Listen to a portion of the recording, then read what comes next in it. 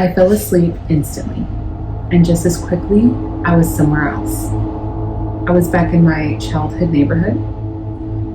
It was nighttime, dark in a specific way that felt thick. My truck was pulled into a neighbor's driveway. I was outside alone.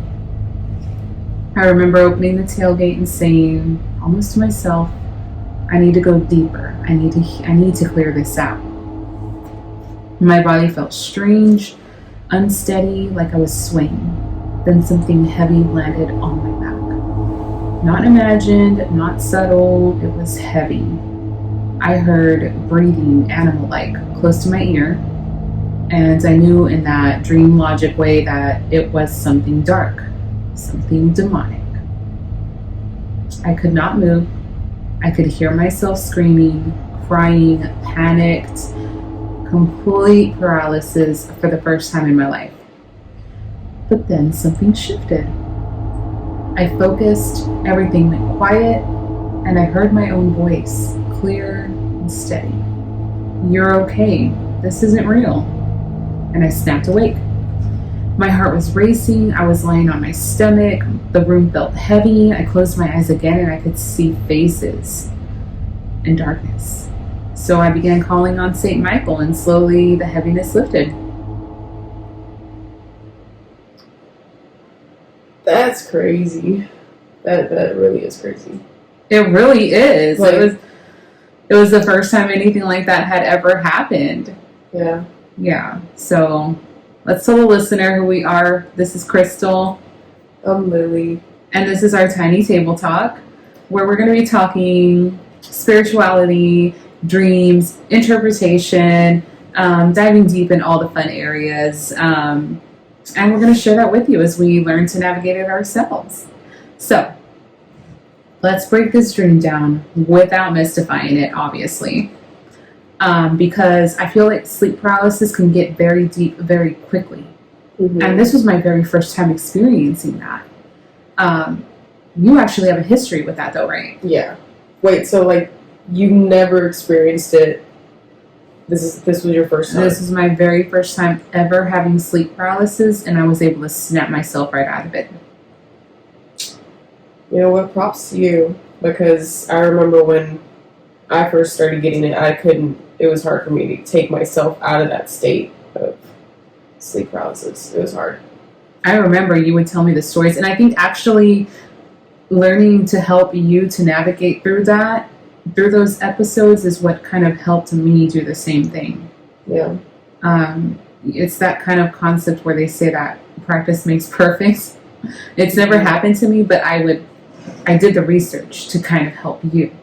Yeah. And I feel like along the way you did learn to snap yourself out of those episodes, and you don't even have them anymore, do you? No, not really. And even like now, when I feel myself falling into like sleep paralysis, I know how to like prevent it from even starting at that point. Yeah. So yeah.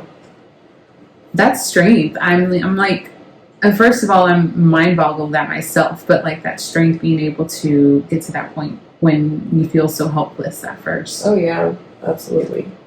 So we're going to move into structured interpretation, learning how to break down our dreams, and making them, I'm not going to say to make them less than what they are, but learning how to use your dreams to help you heal your spiritual state. Because dreams, and oftentimes bad dreams, are not necessarily omens or demonic possession or, something bad is happening. Like a lot of the times, dreams are just to tell you, hey, we need to work on this. Mm-hmm. Mm-hmm. And not to say I don't believe in demons. I do believe in demons. I do believe in malevolent energy, malevolent spirits. I do believe that they exist and that we should protect ourselves from them. But a lot of the times what we want to call demonic is not necessarily demonic. It really is that we have our own demons to face, basically. Yeah, I mean, like, if you really think about what dreams really are, it's just your subconscious mind working while you're asleep and recharging, right? So, I mean, that's basically what it is. Yeah. So, I mean, if you think about... Sorry. Losing my train of thought. I'm going to say that I have been doing this for a year now, where I can take my dreams, because for me, dreams have always been a message. My whole life, dreams have always been a message. They've always come to tell me something, and it's usually 95% of the time accurate, right? So I've been practicing with dreams over the years, but I am learning now over the last year how to process them in a different way. And it's paid off in a way that has helped me grow spiritually and helped me ground in real life. Okay. So when we're thinking about this dream, and I was in sleep paralysis for the first time ever, the first thing you want to think about when you're in your dreams, especially when you're having bad dreams, good dreams are good too, though. You want to make sure you're also dissecting those. But this specific dream, the dominant emotional tone. So we went in a dream that was scary at first, so it's fear-based. We fell into paralysis, and then we confronted that paralysis, and then we established control. So you want to be able to break down your dream into the cycle of what was actually happening. So fear, paralysis, confrontation, and control. This is an emotional arc that matters more than the concept of there was a demon sitting on my back. Right? That's how deep you want to get into it. You want to take the image that you received or the experience that you had and dig deeper in what did that really symbolize? What really happened there? So, every dream has an emotional arc, and that arc is the real data. Okay? Yeah, I can agree with that. So, I would say that, and I think when I interpreted this, I was like, this makes sense, because I was at a point in my life where I was becoming very spiritually strong. I was starting to see my strength in spirituality, and I am starting to see my work pay off. This was a very recent dream. So I've been doing this for a year, and like I said, being able to snap out of that quickly was a huge sign and affirmation for me that, what I'm doing is right. A lot of people don't see what I'm doing maybe as right, but I do things that I do for good. Mm-hmm. And I stay spiritually grounded. I stay emotionally grounded. I've never been this grounded in my life. You know that of all people, right? Yeah. And I think having that discipline spiritually, mentally, and even physically manifests, and it even shows it to you. Your dreams are affirmations at the end of the day as well. Yeah. So going from that, moving into the symbolism too, you want to connect everything. We have a visitor in the room. Not a demon, by the way. It's like a beaver with a mustache. Oh my God. Okay, so when you're thinking about the arcs, the way that your dream unfolds, you're also looking at the symbolism in the dream, right? So when you are taken back to your childhood in your dream, because we have the same childhood, right? Right. What do you think that symbolizes? I think it probably, to me, I would say it probably symbolizes the beginning of some sort of trauma. Like, that's where it started. Not saying, like, oh, the entire childhood was trauma. What I'm saying is, like, that was your first experience of trauma. That's where it started. I would say that's what it might mean.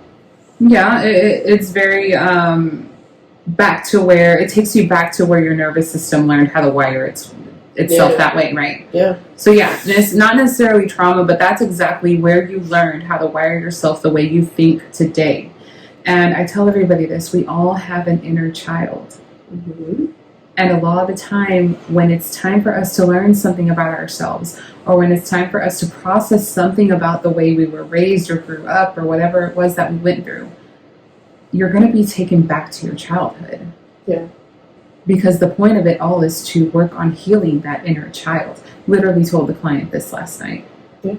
The one of the biggest things, they came in thinking that there was work done on them. And it turned out to all be internal. Internalized anxieties, suppressed fears, doubts, just thinking the worst of the worst all the time. And then I'm telling them, and they're like, oh, yeah, you're right. And I was like, and you learned to suppress your feelings and your fears and your anxieties and your sadness as a child. You know, I was presented with their inner child. And I told them, you were made to work like an adult as a child. And it was not okay for you to be tired. It was not okay for you to cry about it. And that's where you learned how to wire yourself to suppress everything. And now you need to go back and teach yourself how to undo all that. Yeah. So, literally, revisiting. Yeah, honestly, I feel like that's the hardest part about, first realizing, oh shoot, like none of this was okay as a kid. And then the hardest part would be going back and like, it's like an onion, going back layer by layer by layer. And it's like, you don't want to re-experience it, but you have to if you want to grow. Yeah. So you have to go back to that moment and be the adult that you needed at that time. Yeah. Tell yourself what you really needed to hear in that moment. Not to say we've had bad childhoods or anything, but everybody goes through their own experiences growing up, and we learn, or maybe we teach ourselves to be a certain way when it never really had to be that way. So yeah, part of learning about yourself, learning that there's something you need to process, is going to be a lot of the times taking you back to your childhood. And dreams will do that. I dream my childhood all the freaking time. Me too. And I'm like, what else is there to learn at this point? I learned everything. Right? So, yes, that was one of the main symbolisms that I deal with often. The darkness in the dream. It was so dark the entire time. There was no light. It was nighttime, basically, but there were no porch lights, nothing like that, nothing. And I'm just navigating in the darkness. So when darkness comes to you in dreams, it's to show the unknown or the unprocessed, right? So it's to say that this area is dark in your maybe in your memory, in your life. You need to find light, right? Even the truck has a symbolism. What do you think the truck is a symbolism of? I don't know. Would it maybe like something having to do with like traveling down a path, or maybe I don't know. Agency, movement, direction. Yeah. The fact that I was opening the tailgate, telling myself I need to go deeper. Literally telling myself what I need to do in the dream is freaking crazy, number one, because I'm like, how do I even do this? Yeah. But it's the conscious engagement, the conscience. I don't even know if I'm saying that right. Subconscious engagement with something that is unresolved. Interesting. Yeah. Okay. All right. And then so in my dream, when I dream of, demons, because I do dream of demons, I dream of evil spirits, I dream of them sometimes. For me, though, they are not real. It's a dream. And I know how to sit there in my dream and tell myself, this isn't real. You good? Yes, I'm good. So, for me, demons don't symbolize literal evil surrounding me, because I live with the perception and the belief that I am protected. I have a question. Yeah. In your dreams, because you say like the bad spirits and the demons are not real, right? We know they're not real. So most of the time they're just like a manifestation of, like you said, something that you need to deal with. Mm-hmm. However, do you ever maybe feel fear sometimes that you say that they're not real so much that what if one of them is real? And they're like, I'll show you that I'm real. So I think that's a whole different level of spiritual warfare. Very apart from basic dream symbolization and interpretation. Spiritual warfare is very real. Like I said, demons do exist. Evil spirits do exist, and you have to learn how to discern between that. But if you're not grounded, you're not going to know the difference. Yeah. You're going to think everything is a demon. Have you seen people in spiritual psychosis?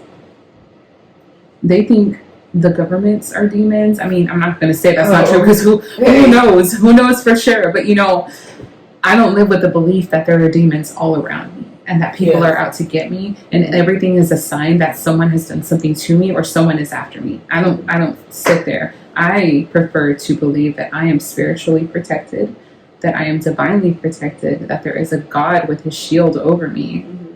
And that's how I operate.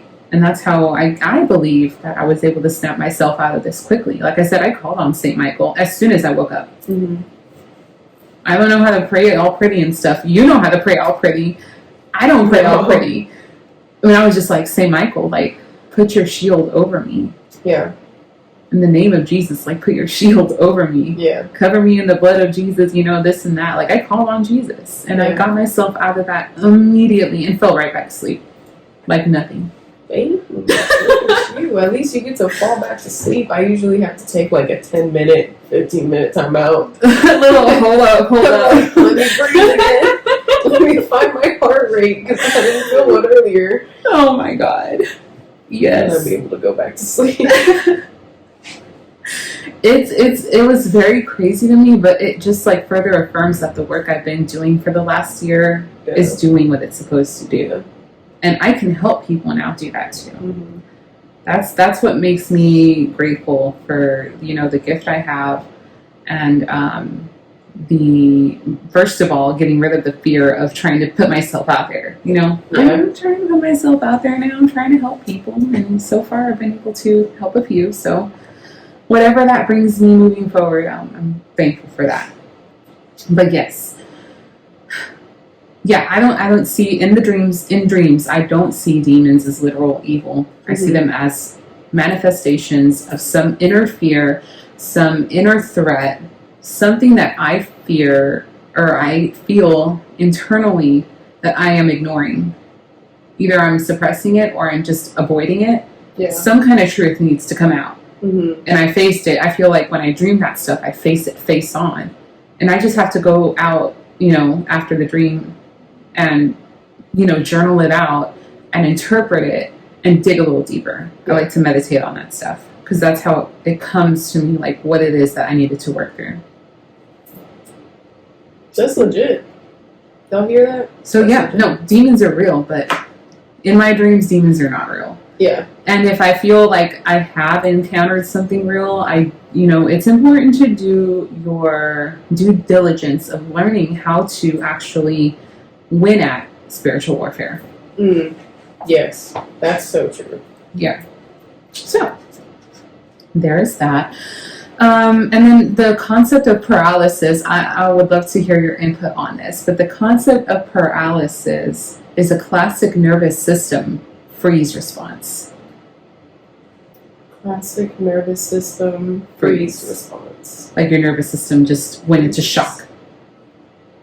Like if you can think back on your sleep paralysis and what the moments that led up to it, would you say that it was a shocking freeze? Shoot, I mean, that could maybe make sense. Because, I mean, the first time that I experienced it was last year, and I was having a dream, and the very end of the dream, like, I dreamt that somebody was on top of me and, like, choking me.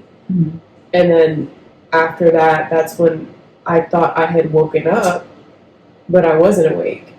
And I think I had told you about it, where it was, so at that time, my bed faced the door to my room, and I remember thinking I was awake, and I opened my eyes, and I heard the front door open, and then somebody walk, and then my door opened, but it was dark, so it looked like a dark, shadowy figure, and you could see like where they poked their head in, and then they were like laughing, like you could see the chuckle, like the body chuckling, and then I was looking at it, and I was like, what the hell? And it walks in, closes the door, I still can't move, my eyes are just like open looking, and it walks up to the side of my bed, to the left side, and at first it was one of my friends. Like, it had the face of my friend, but it didn't look like, the rest of the body didn't look like one of my friends.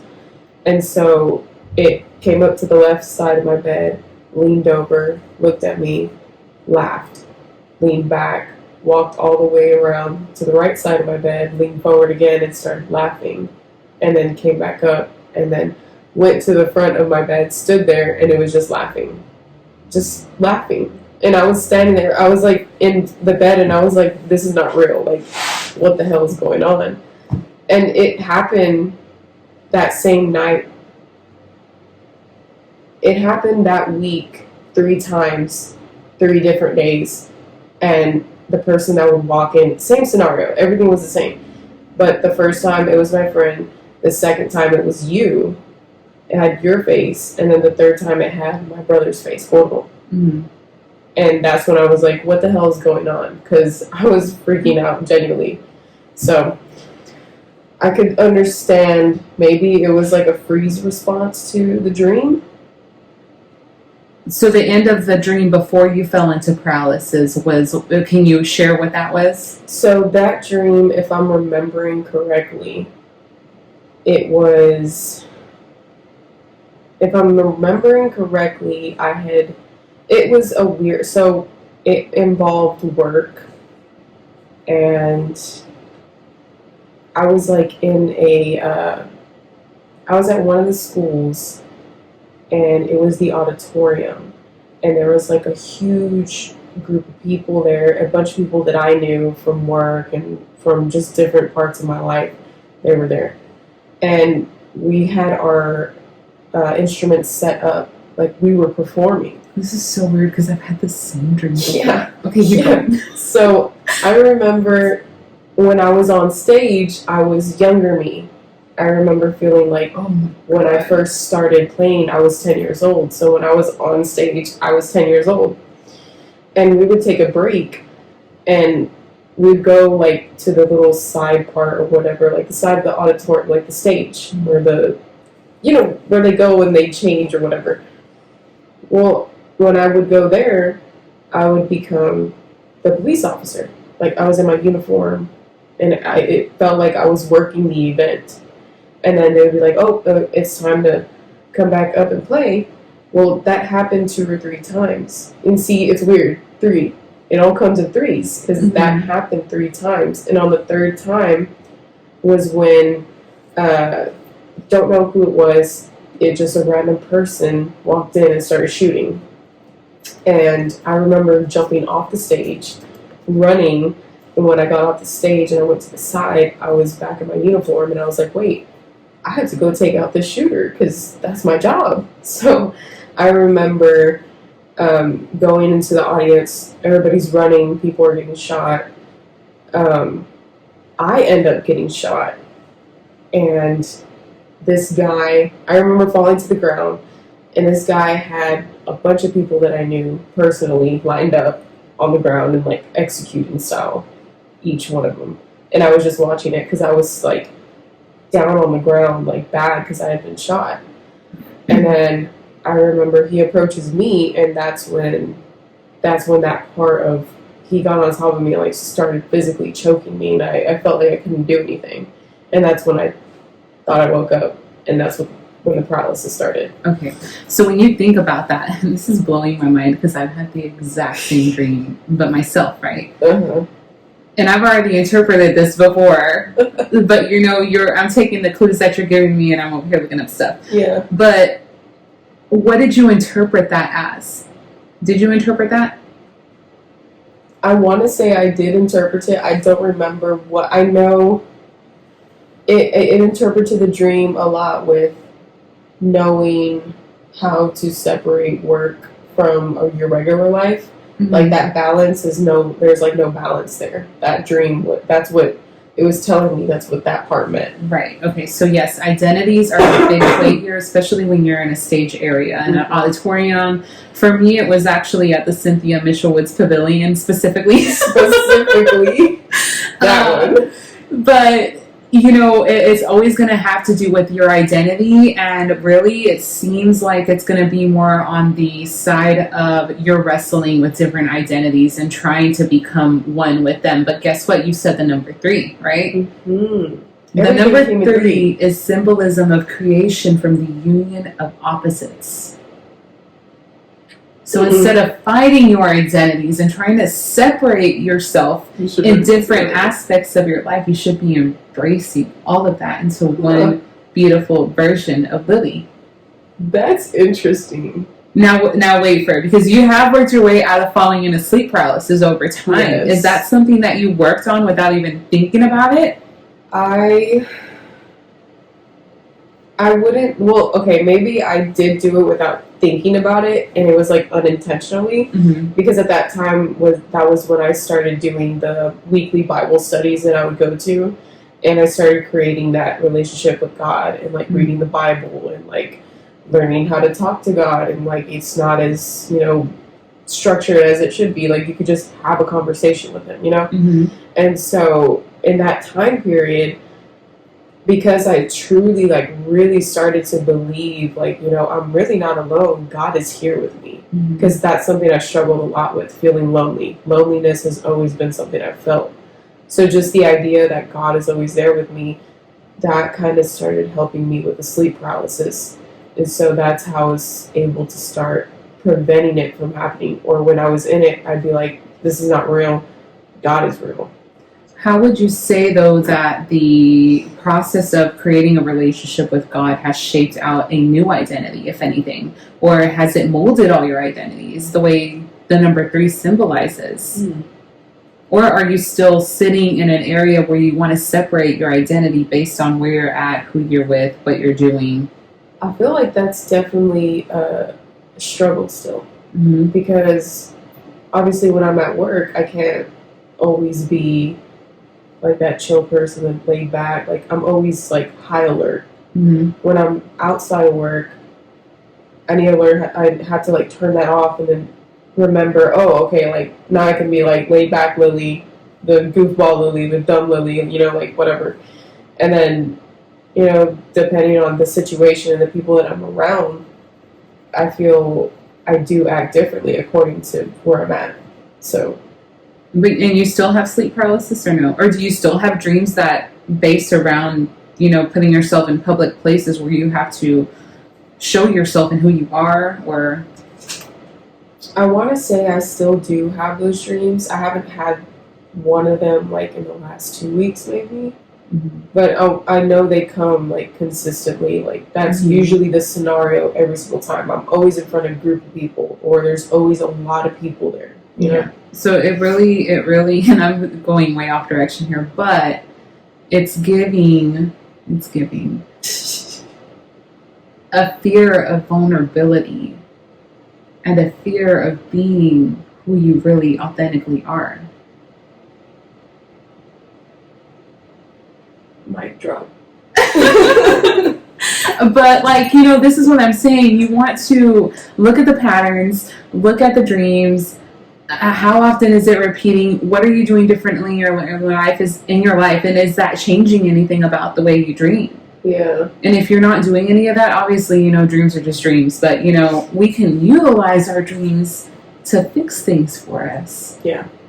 To figure out where our problem areas are and learn and to navigate and process through that to better ourselves spiritually. Because being grounded is such a beautiful thing, and not a lot of people can actually say that they are. Yeah. People can really just say that they are, but like, are you really? Yeah. They don't act like they are, you know? So that's my big thing. Your patterns of being in public places, I have the same dreams often too, because I'm afraid to put myself out there. And I didn't know that until I started diving deeper into my dreams. And then when I had to face on with myself, I was like, you're like, I was like, I'm tired already. Can I just go back to being antisocial? Yeah. So yeah, the point of it all is dreams mean something. Yeah.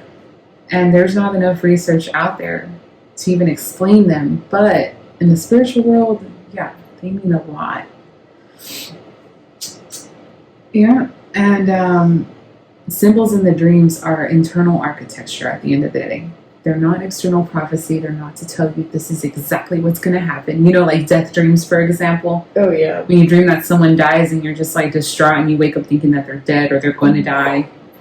You know how many times we've called each other? Yes. Like, are you alive? No, seriously. I remember this one time, just like really quick. I was asleep. I still lived at our parents' house. So I was asleep and I had a horrible dream that you and Josh had gotten into a horrible accident, and all I could do was watch because I wasn't physically there. I was spiritually there. And then I remember that the officers that were there were saying, you know, it's DOA, dead on arrival. And I'm like, oh my gosh, they're dead. And it felt so real. And so when I woke up, I was crying. And you can ask my mommy about this because she saw me crying. And I was freaking out. And I was like, I need to call Crystal. And I'm calling you. You're not answering. I'm like, I'm asleep too. It was so crazy. So crazy. Yeah, no, people misinterpret death a lot. But death in dreams is like the death tarot card, you know? It means a transition, the ending of something to the beginning of something new. You know, I don't know if you can remember back then, but did anything new happen after that for you or for us that you can recall?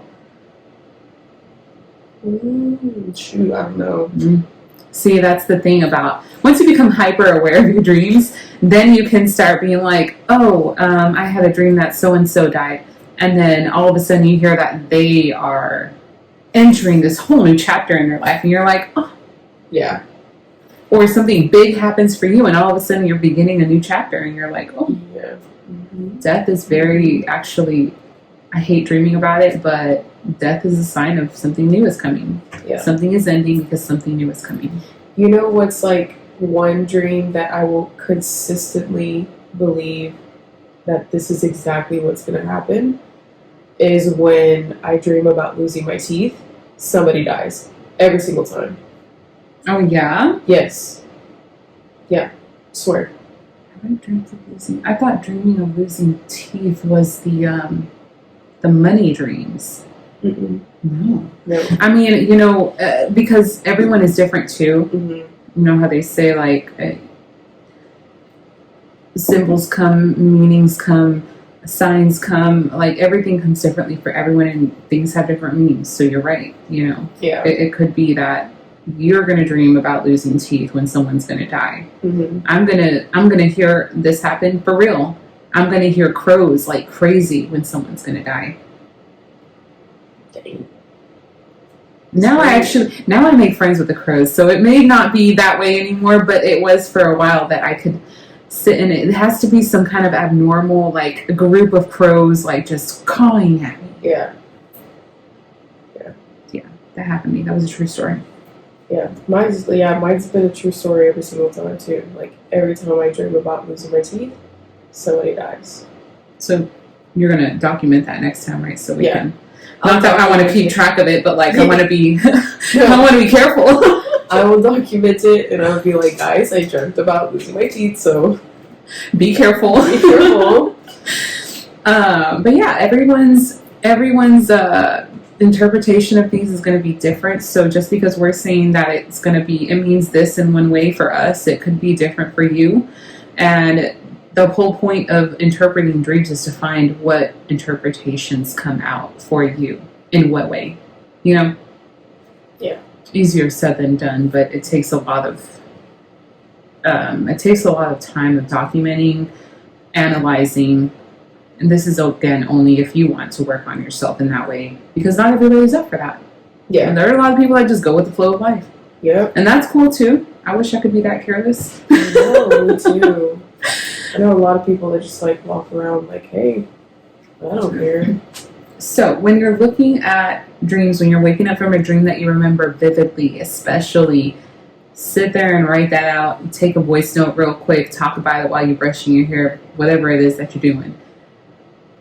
Document the dream and ask yourself, what in waking life currently reflects going deeper, clearing something out, revisiting early imprinting, going back to your childhood, or facing shadow material, like I said, the darkness, the demons, all that kind of stuff, it's usually shadow work. Yeah. It's usually a call for shadow work. What is shadow work? What is shadow work? Isn't that like... I know it's hard for me to explain. It's as literal as you're thinking about it. It's literally just like digging deeper into why you are the way you are. Literally facing your own shadows. Yeah, it's like, looking behind you and giving that buddy a hug right there. Basically. A lot of the times, simple work like that fixes a lot. Fixes so much. Yeah. And I've seen it work not just for me, but for clients that are coming my way now, and it's actually so beautiful. I always tell people, like, face your shadows, face your own inner demons, and don't be afraid to go up to that demon in meditation and hug it and be like, thank you for making me who I am. Because you are the sum of all your experiences. I just said this last night too. You are the sum of all of your experiences, good and bad, and everything has shaped you out to be the beautiful person that you are today, because we are all beautiful. We don't always choose to show it, but we are actually all beautiful. I was about to question that, because not everybody's beautiful. And those are the troubled people that need the most work, but all we can do is pray for them, right? They got to choose it for themselves. Yeah. Facts. Yeah. Oh, just be patient with the people that are beautiful. Yeah. So basically, I mean, that one dream that we just talked about, I didn't see it as a spiritual attack on me. I saw it as there's something that you're not facing and you need to face it. And it made me face it, because you can only avoid something for so long. God, at the end of the day, is going to be putting it in your face one way or another. That's true. So. That's true. Pay attention to the things you're saying, to the things you hear. Those are very important. This is one crazy thing that recently happened to me. I have not sat down and read the Gospel of John until very recently. Like, I'm starting at 4 Lent. So I'm reading that in conjunction with the teachings of Mary Magdalene, right? Okay. What got me into that? Well, first of all, I was watching the Da Vinci Code. Okay. Second of all, I had a dream, and we'll probably go over this in some future episode too, but in the dream, I kept hearing the words, a man talking, and he said, the Word is God. The Word is God. And then I woke up and went back to sleep, and in that same dream, the Word is God. The Word is God. And hold on. Girl, oh, shit. Sorry. Girl, that sounds to me like that's the Holy Spirit talking. I believe in that too. I feel like I do get spoken to a lot by the Holy Spirit. But when I open the Gospel of John 1:1, okay? In the beginning, the Word already existed. The Word was with God, and the Word was God.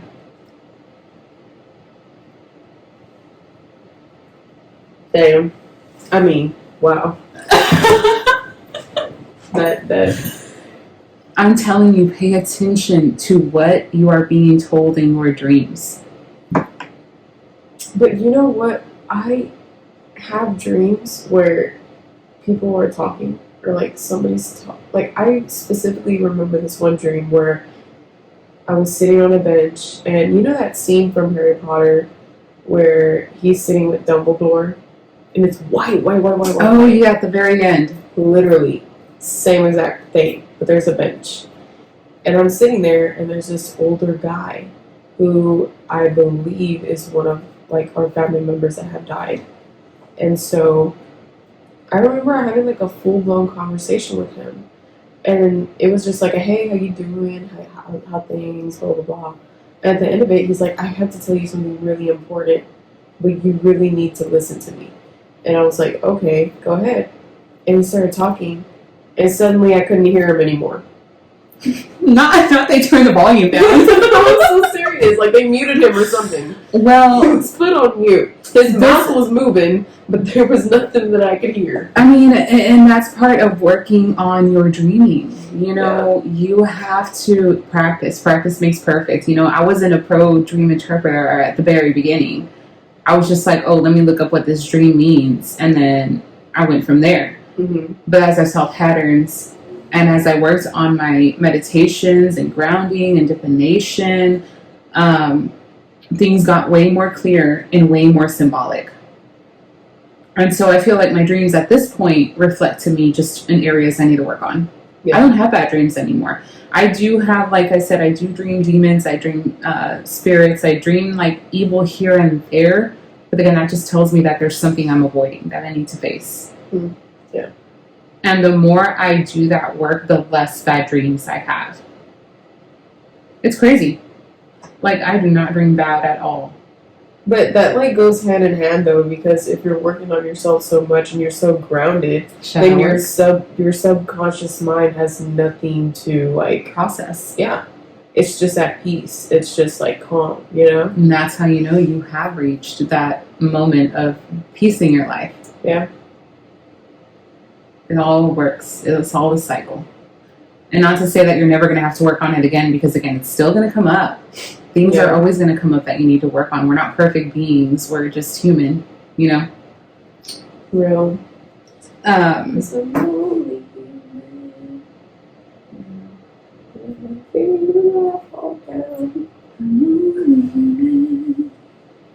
Don't mind me, y'all. Got a song for everything.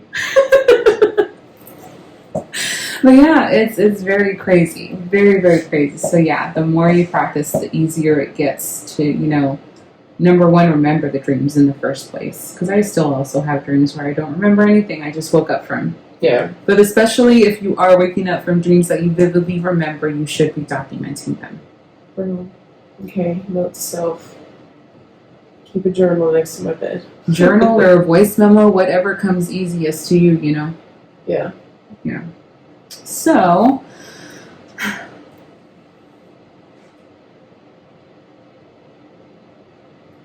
awkward silence. Dreams are the perfect way to assess your spiritual state. And if you want to do that, start with documenting. Start noticing the patterns. Research and look up the symbolism of the things that you're dreaming so you can start making connections.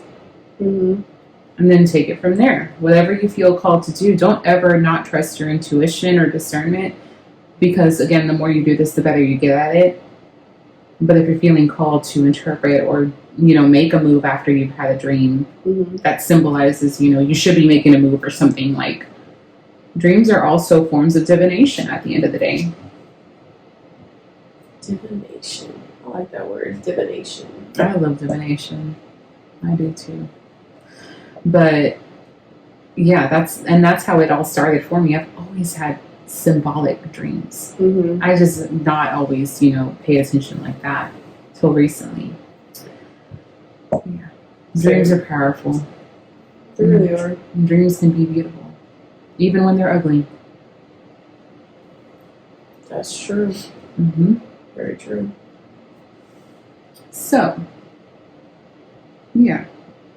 My dream at the end of the day was revealing a current spiritual posture of excavation, willingness to confront my shadow, because I did snap myself out of it.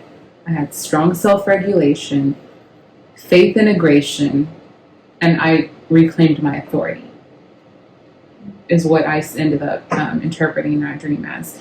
And I'll tell you this, a year ago, I probably would have been stuck in sleep paralysis. Yeah. And freaking out and not being able to sleep anymore. Like that's what I would have been through a year ago.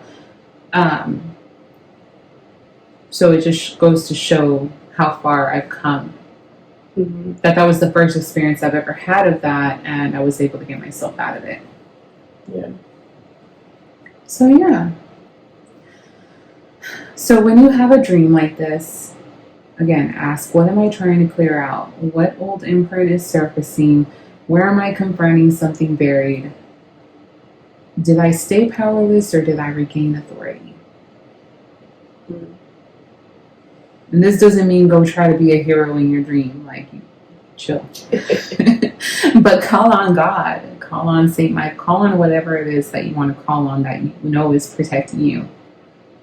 Ground yourself. Remind yourself and tell yourself this is not real.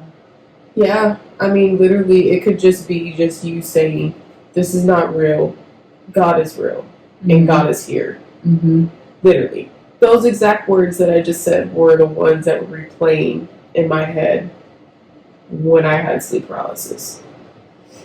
So, and even up to this day, that's like the first thing that comes out of at least my thoughts or my mouth in my dream. Like, God is real. God is here. And it stops. It ends. Perfect. So, one thing to keep in mind, I don't know if I want to say for specifically sleep paralysis, but like in dreams like that, right? Your intuition did not pin you down. Your nervous system did. Yes. And your clarity woke you up. Mm-hmm. That's the difference. Mm-hmm. Yeah. Do you have any talking points? What do you mean? Anything you want to address in regards to all that? I don't know. I think that you being able to do that on the first time that you experience that is just mind-blowing, but really good. And it's truly inspiring to me because it took me a process, but I got there. Oh, we all have a process. My process was actual mental breakdowns for a year. Crash outs. Crash outs, literal crash outs. Crash outs to wildflower. Your crash outs. I thought you said crash sharts. Your crash outs were literally in the middle of the night in your dreams. No, yeah, that's true. It's going to look different for everyone, but do the work and you can get out of anything. You'll be all right. Anything except death, right? Yeah, actual death. Yeah, not the dream death, the real death, the inevitable one. Yeah, that's what my mom used to tell us all the time and everything. Oh, todo tiene remedio menos la muerte. Yeah. Yeah. Yep. Don't matter what you do, irreversible.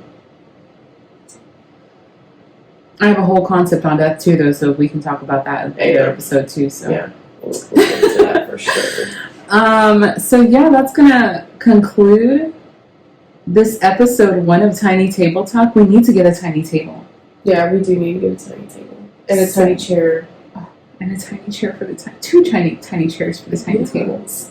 Yes. And maybe a cute little centerpiece. Yeah, or like a little drink or something. Something cutesy in your new room. Okay. Thank you for joining Tiny Table Talk. This is Crystal. And Lily. And the next episode, we'll dive into more dreams. If you have any dreams you would like to be broken down and interpreted, you can send them our way. We are on Facebook. I need to set up other social medias, but basically, yeah, get a hold of us one way or another. Let us know. We want to hear your stories and your dreams. Yeah, maybe we can help you work through something. You never know. That's true. All right. Peace out. Bye.